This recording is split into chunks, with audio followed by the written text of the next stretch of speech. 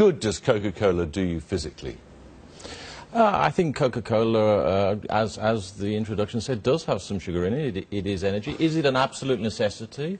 No, it's not. Millions of people enjoy it as part of their diet across the UK. Does have some sugar in it, you say? It does. Why don't you say specifically how much sugar there is in this can, for example? I think if you find, if you turn... on the side you say 30, you have a percentage on there, don't you? Yes, right here on the front, it quite clearly calls out the amount of sugar in this can of Coke. And what does it say? 35 grams, which is 6 teaspoons of sugar, which is, you know, about the same amount of calories as a cappuccino or half a croissant. So there is calories. And actually, what we're doing is to say, look, the information is here. We want to actually promote and make sure people do you imagine people know if they go to the cinema, and they get, this is a small one, and there are big ones here too. You go to the cinema and you get a jug of Coke like this. Do you think people have any idea how much sugar's in it? And maybe they don't. And I think one of the things we need to do... Look at this.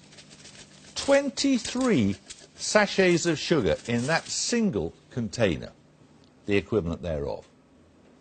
Now, that is a staggering amount of sugar, isn't it? That is why we're very focused, as one of the things we're doing, on getting the information out there. We're not trying to hide the information behind what's in a Coca-Cola Classic. Hide it. But there's zero sugar in a Coke Zero. Well, clearly, it's called a Coke Zero. But the Coke Classic, look at this one here. There's 44 packets of sugar in this one. 44! Indeed there are, and I think what we're saying is, look, we want to make sure that people have the information available to them so that they can make the choices, and if they don't want the big one, then fine, and that clearly is not one that's going to be for everyone.